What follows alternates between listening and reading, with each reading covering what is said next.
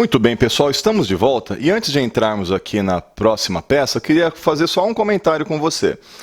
O exercício que você vai fazer, aqui que nós estamos fazendo juntos, eu coloco no gabarito mais informação do que é necessária para você fazer o seu gabarito no dia que você vai fazer a prova, a hora que você estiver fazendo a prova para valer. E aí você já sabe, né? Treino é treino, jogo é jogo. Aqui nós estamos treinando. Na hora do jogo, você não precisa escrever muita coisa, porque às vezes não dá tempo. Ou muito provavelmente não dará tempo, caso você escreva muito.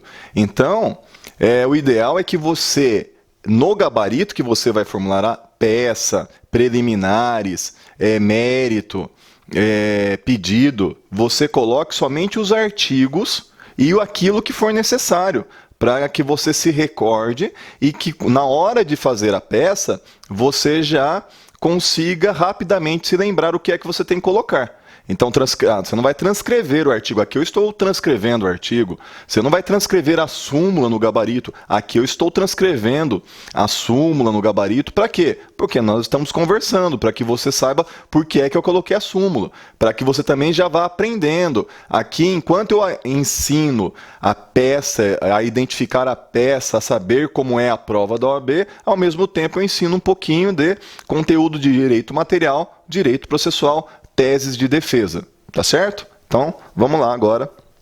Esclarecido isso, vamos para o nosso exame unificado número 22, peça prático profissional. Desejando comprar um novo carro, Leonardo, jovem de 19 anos, decidiu praticar um crime de roubo em um estabelecimento comercial com a intenção de subtrair o dinheiro constante do caixa. 19 anos tem o nosso cliente, atenuante genérica, prazo prescricional pela metade. Narrou o plano criminoso para Roberto, seu vizinho, mas este se recusou a contribuir. Leonardo decidiu então praticar o delito sozinho. Dirigiu-se ao estabelecimento comercial, nele ingressou e no momento em que restava apenas um cliente, simulou portar arma de fogo e o ameaçou de morte, o que fez com que ele saísse. Ele não ameaçou esse cliente para subtrair, ele não praticou roubo contra esse cliente, ele praticou só ameaça contra esse cliente, já que a intenção de Leonardo era apenas a de subtrair bens do estabelecimento. Leonardo, em seguida, consegue acesso ao caixa onde fica guardado o dinheiro, mas antes de subtrair qualquer quantia, verifica que o único funcionário que estava trabalhando no horário era um senhor que utilizava cadeiras de rodas. Arrependido, antes mesmo de ser notada a sua presença pelo funcionário, deixa o local sem nada subtrair. Desistência voluntária. O examinador coloca o termo arrependido para você achar que é arrependimento eficaz. Não é, é desistência voluntária. Mas, já do lado de fora da loja, é surpreendido por policiais militares. Estes realizam a abordagem, verificam que não havia qualquer arma com Leonardo e esclarecem que Roberto narrara o plano criminoso do vizinho para a polícia.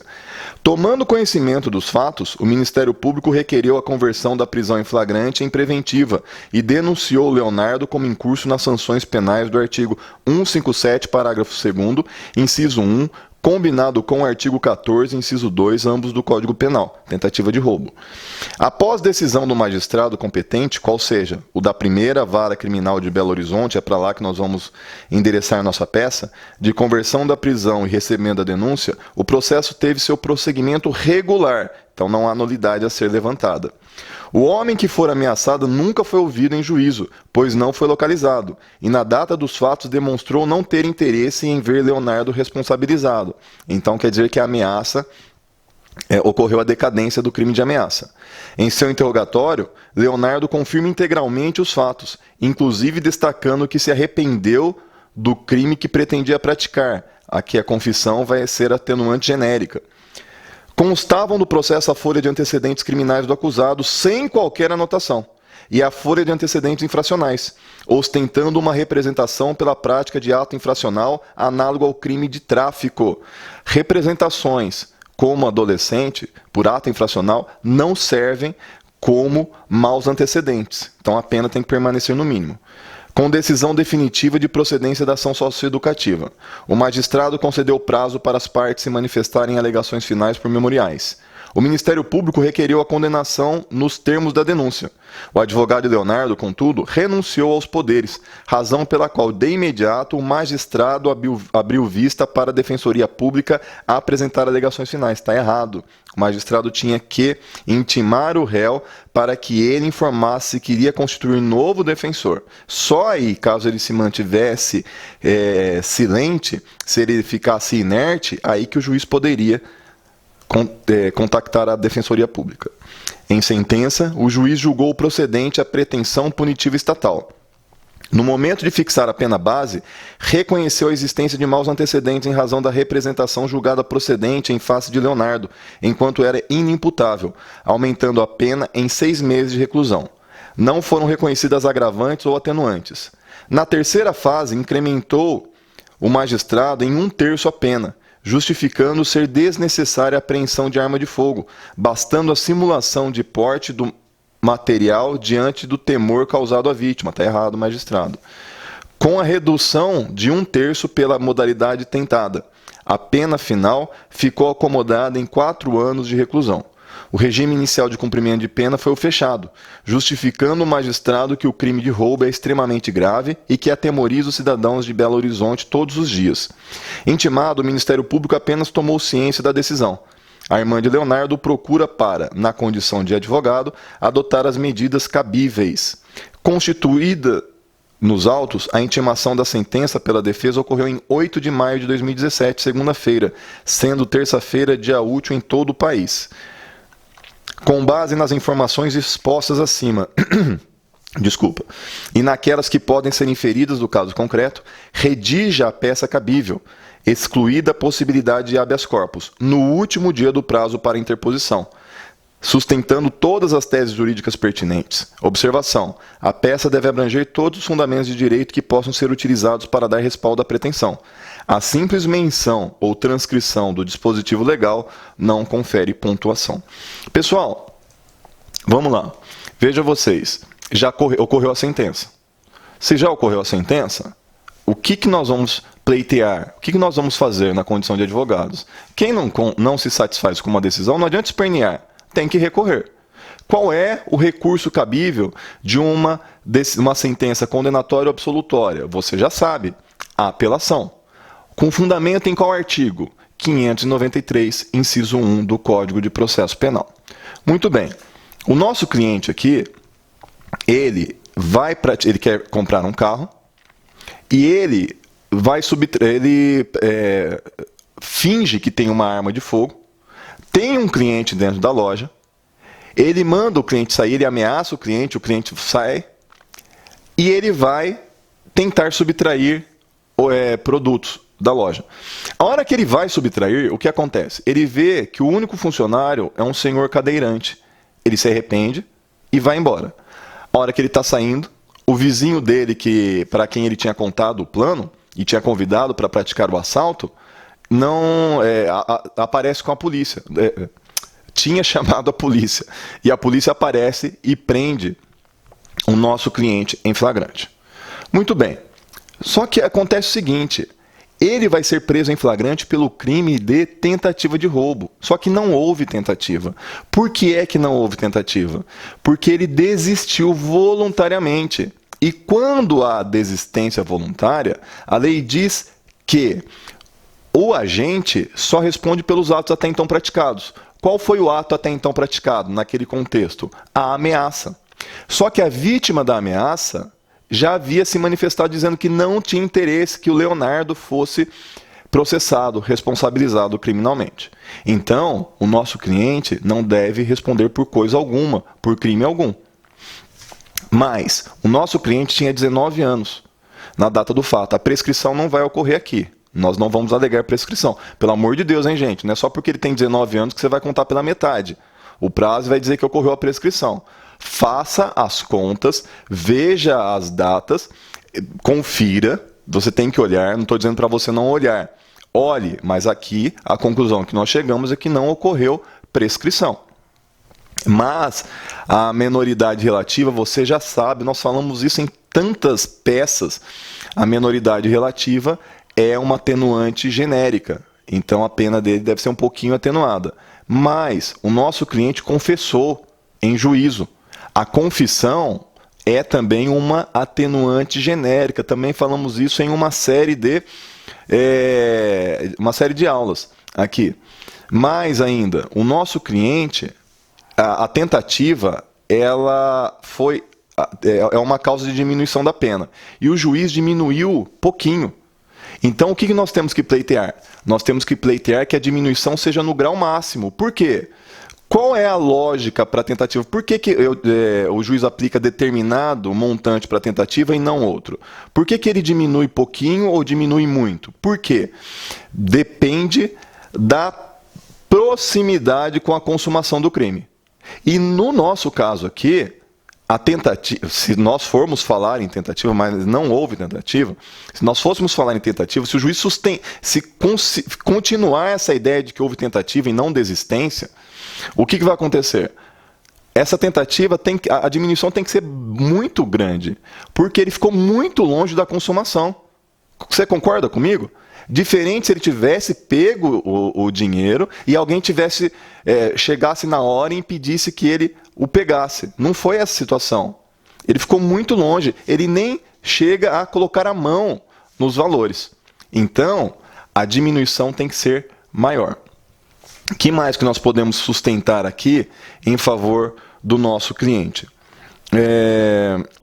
Uma questão interessante. A nulidade, eu falei para vocês no meio, quando eu estava lendo, que não tinha nenhuma nulidade porque ele foi processado regularmente, certo? Mas teve uma irregularidade. A hora que o patrono antigo dele, o advogado anterior, renuncia, o que é que o juiz tem que fazer? Você lembra?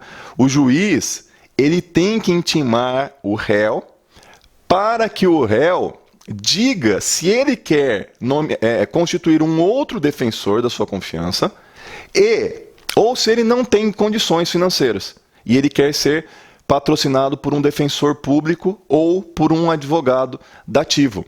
E o juiz não faz isso. O juiz, ele imediatamente após a renúncia do patrono anterior, ele já entra em contato com a Defensoria Pública e a Defensoria Pública passa a defender os interesses do réu. Isso está errado, isso fere o princípio da ampla defesa na modalidade de defesa técnica. Então, nós temos que alegar essa nulidade. Eu tinha esquecido isso aí, mas ainda bem que eu lembrei aqui de falar e explicar para vocês. Deixa eu ver mais alguma coisinha aqui. Como vai diminuindo a pena, pessoal, nós vamos pedir a aplicação do quê? De benefícios para o nosso cliente. Então, há a possibilidade, com as diminuições que vão ocorrendo, afastamento de incidências de agravantes, vai fazer com que a pena do nosso cliente seja de tal patamar que seja possível o sursi da pena. Perfeito? Você lembra o Instituto do Sursi, artigo 77 e seguintes do Código Penal. Outra coisa que nós temos que pedir em favor do nosso cliente. O juiz condenou o nosso cliente com uma causa de aumento. Qual causa de aumento de pena? Emprego de arma de fogo. Porém, o nosso cliente ele não utilizou arma de fogo. E a lei diz com efetivo emprego da arma de fogo. E o nosso cliente só simulou estar com uma arma de fogo. A arma de fogo não foi apreendida. Os policiais pegaram ele em flagrante e não havia nenhuma arma com ele. Então, essa causa de aumento de pena tem que ser afastada. Muito bem, então vamos lá, com essas informações, vamos ver qual é o nosso gabarito. Creio eu que você viu a quantidade de teses que nós temos que levantar aqui. Uma peça pesada, mas bem elaborada, cansativa, você ia ter que ler bastante na hora da prova, mas você não teria dificuldade. Agora, se cair uma peça dessa aqui, com essa aula você está preparado para enfrentá-la. Gabarito. Peça, apelação. Qual o fundamento? Artigo 593, inciso 1 do Código de Processo Penal. Endereçamento da petição de interposição. Excelentíssimo senhor doutor juiz de direito da primeira vara criminal da comarca de Belo Horizonte, Minas Gerais. Teses em favor do seu cliente. Preliminares. Primeiro, nulidade da sentença, tendo em vista o réu ter advogado constituído o qual renunciou. Nestes casos, o juiz não pode nomear diretamente a defensoria ou nomear defensor dativo. deve intimar o réu para que constitua novo defensor em homenagem ao princípio da ampla defesa, nos termos do artigo 5º, inciso 55 da Constituição Federal. O prejuízo ocorreu, uma vez que as alegações finais foram apresentadas sem qualquer contato do defensor com o acusado, e este foi condenado. Mérito. Primeira tese. O candidato deve argumentar que é caso de absolvição de Leonardo com fundamento na desistência voluntária, conforme artigo 15 do Código Penal, que estabelece que, nesses casos, o agente deve responder somente pelos atos já praticados, ameaça ao cliente que estava na loja, e não pela tentativa do crime que pretendia cometer, que era o roubo do estabelecimento. Ocorre que o crime de ameaça é de ação penal pública condicionada à representação, e como essa não ocorreu, não poderia Leonardo ser condenado. Segunda, mantida a condenação, deve o candidato requerer revisão da dosimetria da pena, pois a pena deve ser aplicada na pena base, no mínimo legal. A existência de representação pela prática de ato infracional não justifica o reconhecimento de maus antecedentes. Terceira tese. Deve ser considerada também a atenuante da menoridade relativa, pois Leonardo era menor de 21 anos na data dos fatos. Artigo 65, inciso 1 do Código Penal. Deve ser atenuada a pena também pela confissão. Artigo 65, inciso 3, a linha D do Código Penal. Deve também ser afastada a causa de aumento pelo emprego de arma de fogo, do artigo 157, parágrafo 2º, inciso 1 do Código Penal, tendo em vista que não há prova de seu emprego. Deve ainda o candidato requerer a redução máxima da tentativa, nos termos do artigo 14, inciso 2 do Código Penal. O que mais nós devemos argumentar para o nosso cliente? Havendo a redução máxima da tentativa, haverá a possibilidade de aplicação do sursi da pena, nos termos do artigo 77 do Código Penal. Ainda, deve o candidato requerer a aplicação do regime aberto ou semiaberto, a depender da pena aplicada, pois a fundamentação do magistrado para a aplicação do regime fechado foi insuficiente, nos termos da súmula 718 e 719 do STF ou 440 do STJ. A gravidade em abstrato do crime não justifica o reconhecimento de regime inicial de cumprimento de pena mais severo do que aquele de acordo com a pena aplicada. Pedidos. Então, quais são os pedidos tendo por base tudo que foi argumentado? Primeiro pedido, provimento do recurso e declaração da nulidade da sentença por não ter sido dada a oportunidade do réu constituir novo defensor, fundamentando no artigo 564, inciso 4 do Código de Processo Penal, combinado com o artigo 5º, inciso 55 da Constituição Federal. Segundo, absolvição de Leonardo nos termos do artigo 15 do Código Penal pela desistência voluntária. Terceiro, aplicação da pena base no mínimo legal. Me desculpem.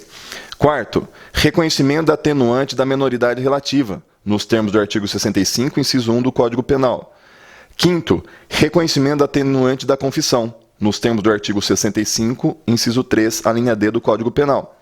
Sexto, afastamento da causa de aumento pelo emprego de arma de fogo, do artigo 157, parágrafo 2º, inciso 1 do Código Penal, tendo em vista que não há prova de seu emprego. Sétimo, redução máxima da tentativa, conforme artigo 14, inciso 2 do Código Penal, o que permitiria a aplicação do sursi da pena nos termos do artigo 77 do Código Penal. Ainda, deve o candidato requerer a aplicação do regime aberto ou semiaberto, pois a gravidade em abstrato do crime não justifica, por si só, o regime fechado, aplicando-se a súmula 718 e 719 do STF ou 440 do STJ. Por fim, deve o advogado requerer a expedição de alvará de soltura. Data da petição, 15 de maio de 2017. Volta aqui para mim. Pessoal, você viu, né? Essa peça aqui, uma peça rica, cheia de teses para serem levantadas em favor do seu cliente. É melhor que haja um monte de teses, já falei isso e volto a repetir. Porque se há um monte de teses, se há, por exemplo, 7 teses que nem ocorreu aqui, você esquece 2, o que acontece? Você ainda tem chance de tirar uma boa nota se você fundamentou bem as outras 5. Agora, se tem só 3 teses e você esquece 2, aí a possibilidade de você não passar é maior. Então, quando há muitas teses, você tem mais trabalho, você tem que ter um poder de falar tudo em um menor espaço possível, bastante aguçado. Por isso que você tem que treinar a sua escrita, por isso que é importante que você faça todas essas peças que nós estamos passando, todas as peças, você faz todas à mão, como se fosse no dia. Você está treinando. Você terá que fazer todas as peças. Ou o máximo possível. Se eu não conseguir fazer todas, faça o máximo possível. Para quê? Insisto, para que você não tenha nenhuma surpresa. Qualquer coisa que o examinador pedir, você estará preparado ou preparada. Pessoal, vamos a mais um intervalo. Já já nós voltamos.